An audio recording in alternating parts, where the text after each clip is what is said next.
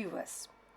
Today I will talk about the enzyme activity, purification, assay and unit. So I will talk about the enzyme activity regulation, parameters, calculation, as well as different methods or technique of enzyme assay, parameters, condition, enzyme purification method starting from source and enzyme different quantitative units. We all know that the enzyme catalyze the biochemical reaction of metabolism within the homeostasis of the living cells. They come reactants, they come closure, so weaken some chemical bond and proceed reaction faster. So they lower down the activation energy of the chemical reaction. So from this picture or graph of energy versus progress of reaction actually tell about the lowering down of activation energy from the transition state by the help of enzyme catalysis. Enzyme activity.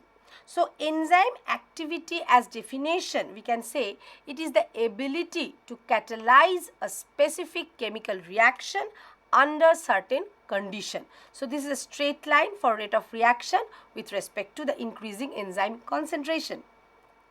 Factors affecting. So this is related to the kinetic theory and related to the analysis of the enzyme. So selection of the analysis of the enzyme, that is quite different for enzyme as well as substrate, and it is dependent upon the substrate concentration, enzyme concentration, temperature, pH, etc. So that is all about the factors affecting. Parameters and condition. It is dependent upon the stoichiometry of the participating reagent, requirement of the cofactor, co-substrate, coenzyme, etc., pH optima, temperature optimum as well as concentration of the substrate itself. Consideration.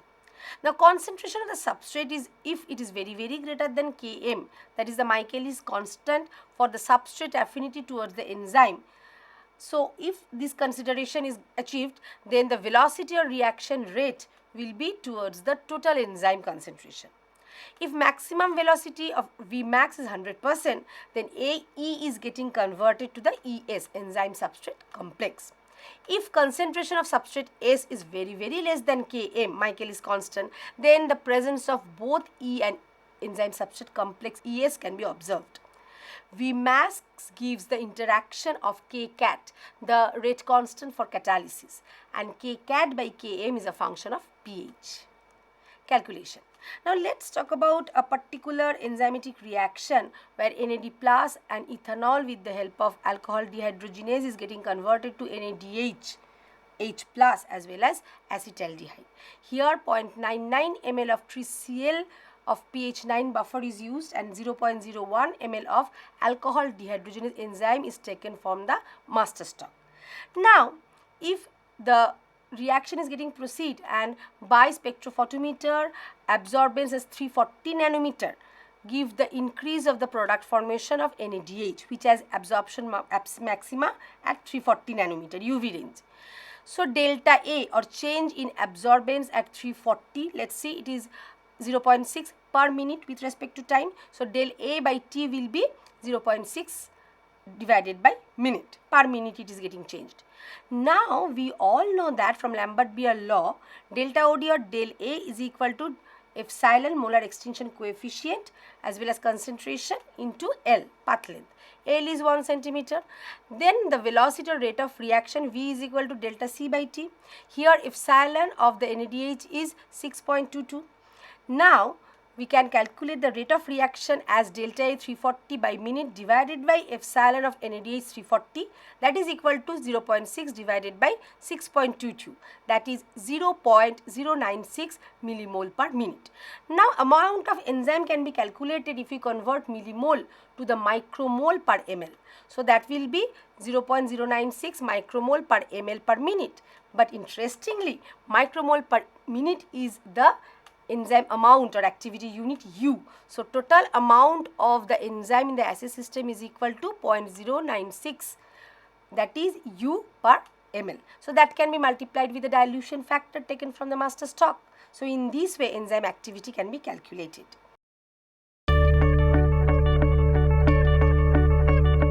We all know that as definition a particular enzyme can be extracted, purified from cell or tissue from different 100 or 1000 different macromolecular enzymes which are closely related according to different properties, but can be isolated by based on solubility or acid base property.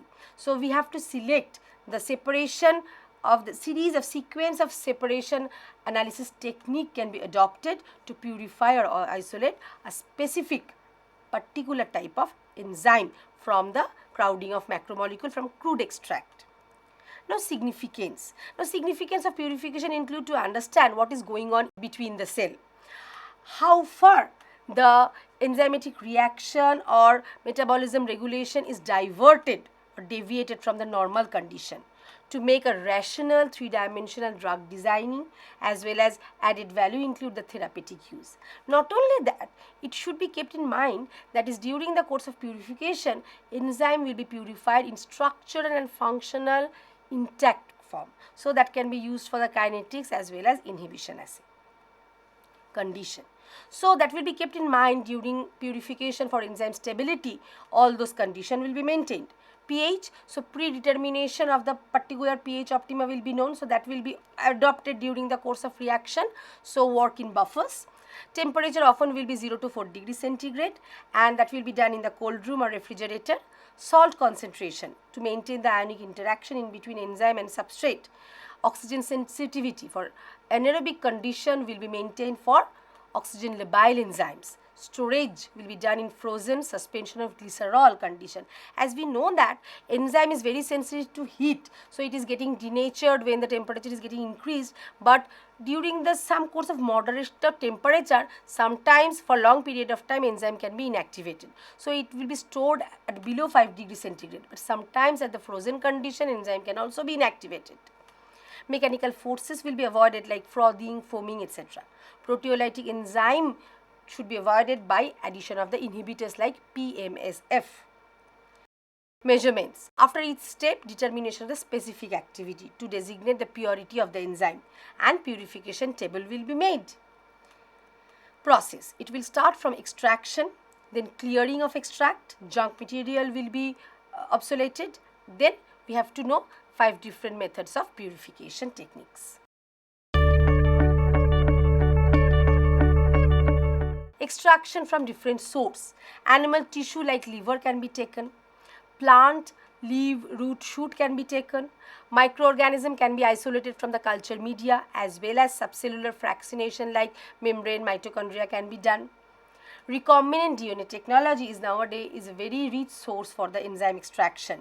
It gives overproduction within the expression vectors as well as the expression with the specific tag application as well as excretion is also included. Extraction process.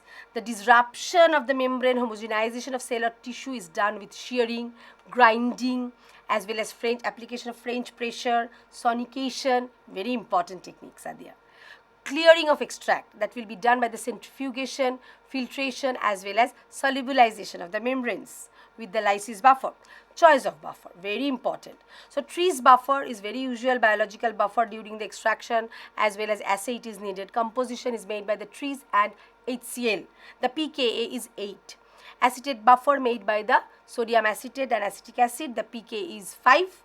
And phosphate buffer made by the K2HPO4 and KH2PO4 made for the different combination from the table, from the master stock of 2 molar, that will maintain pKa 7. So that will be needed for the extraction and assay.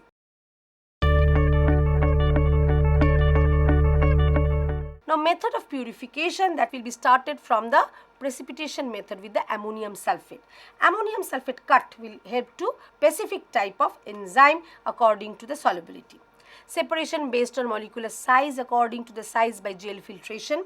Separation based on charge according to ion exchange chromatography.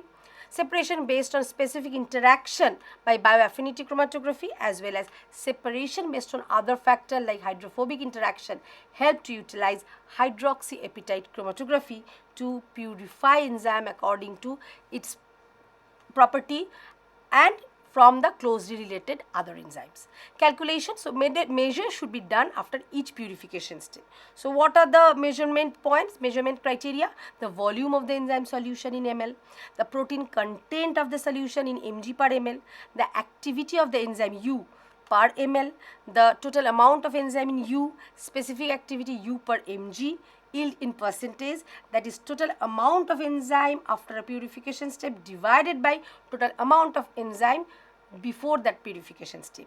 Purification factor, that is specific activity of the enzyme after a purification step divided by specific activity of the enzyme before that purification step.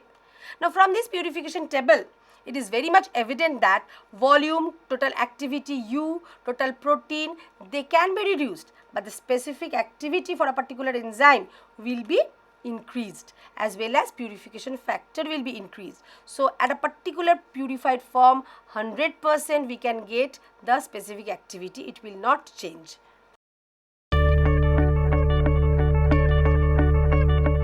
So when we are talking about the enzyme assay, that is actually the continuous progress of the reaction. That is the laboratory method for measuring the monitoring particular reaction activity that is needed for the enzyme kinetics, inhibition, etc. also.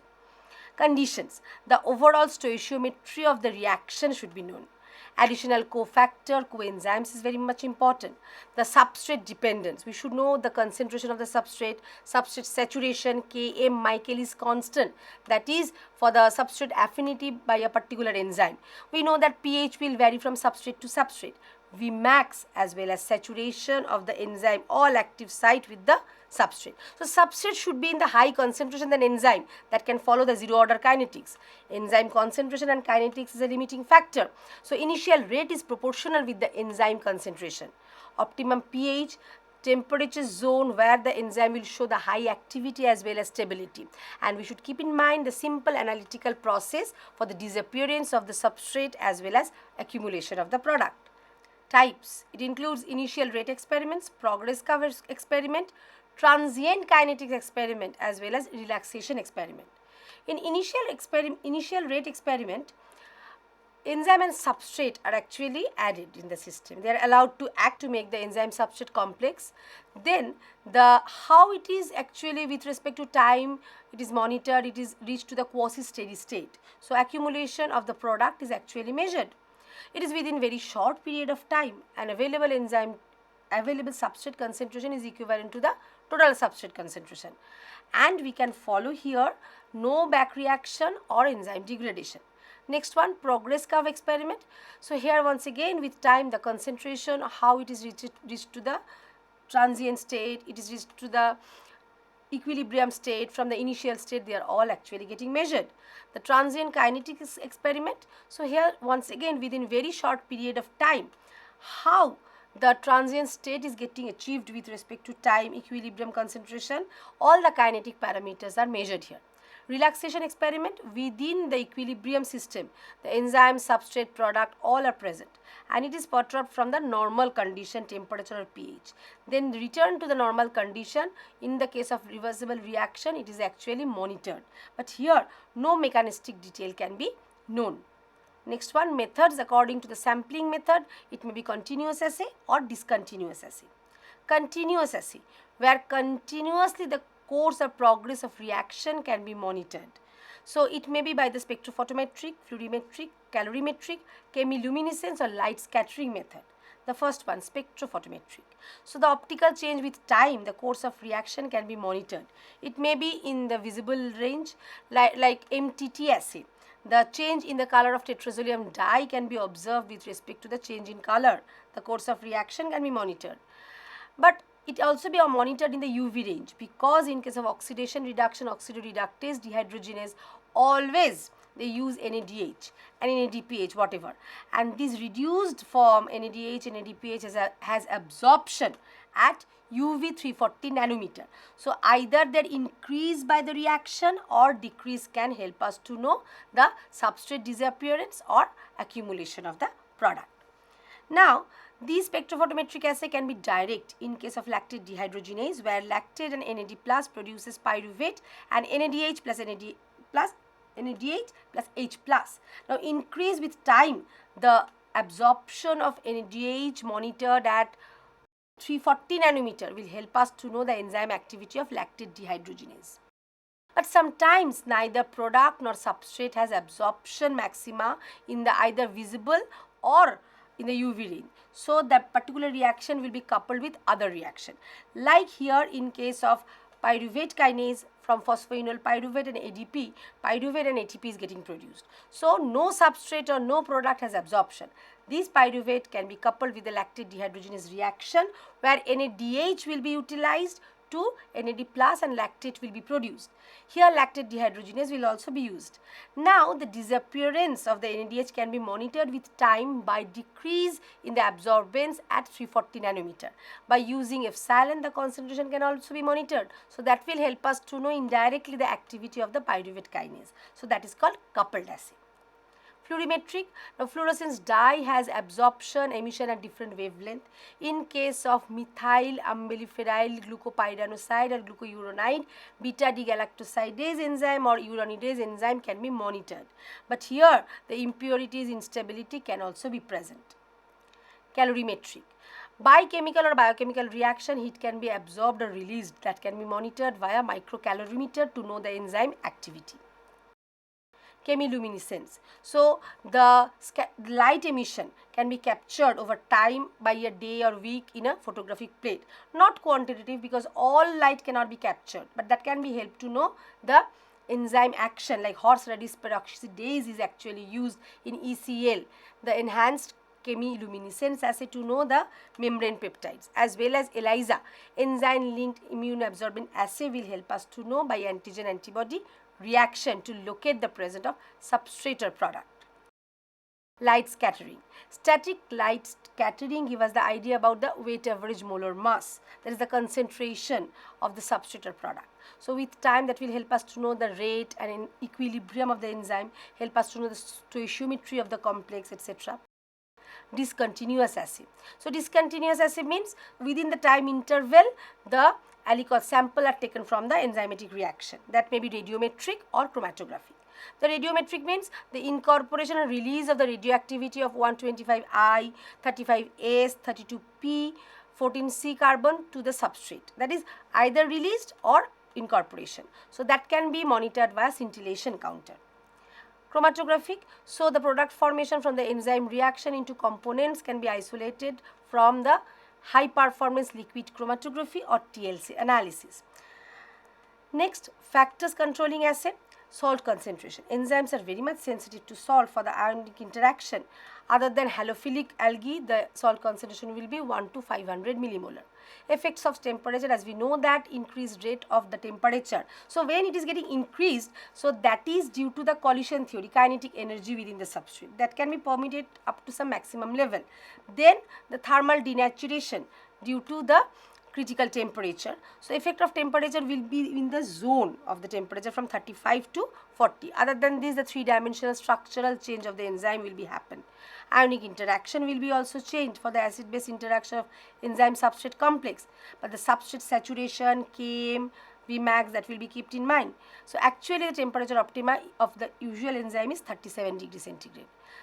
Next, effect of pH is very important. From 4 to 8 or 6 to 8, it is optimum pH to maintain the ionic or hydrogen bond, otherwise that will be distracted. But for pepsin it is 2, for trypsin it is 8 pH optima. Level of crowding, as we know that some macromolecule can be present, so it can change the stoichiometry of the complex, equilibrium rate as well as reaction rate. So that is called, the phenomenon is called macromolecular crowding. Substrate saturation, as the enzyme concentration is getting increased, as the substrate concentration will be increased, the rate of reaction will be increased, but up to some level, up to the enzyme saturated by the substrate. If all the active site are saturated by the substrate concentration, then if we increase the substrate concentration, no increase in the enzymatic reaction rate. So after that, the graph will reach at the plateau. So the amount of the macromolecule enzyme quantified by the unit. First, in 1964, the enzyme unit U was adopted by the International Union of Biochemistry. Then the SI unit CATAL was recommended by General Conference on Weights and Measure in 1978 and adopted officially in 1999.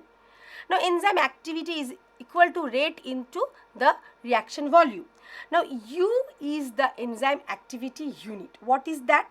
That is the amount of the enzyme that is needed to transform 1 micromole of substrate at 25 degrees centigrade per minute. Okay, and the SI unit is CATAL, that is amount of the enzyme activity that is able to transform 1 mole of substrate per second under 25 degrees centigrade, and 1 U is equal to 16.67 nanoCATAL, apart from which turnover number is also very important, that is number of substrate molecules are transformed per single enzyme molecule.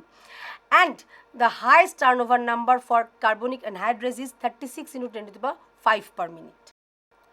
Other units, standardized substrate like gelatin digesting unit, gelatin, milk protein, they are taken for milk clotting unit, MCU is also taken, GDU and MCU. So, in all the cases for standard substrate gelatin and milk protein, how 1 gram of enzyme can digest all these substance is actually monitored, and we know 1 GDU is equal to 1.5 MCU. Specific activity. So, specific activity is the activity of the enzyme divided by mg of total protein. Okay. So, it is a measurement of the purity, as we know that for pure enzyme it is 100%. So, specific activity is equal to rate of reaction into volume of reaction divided by mass of total protein.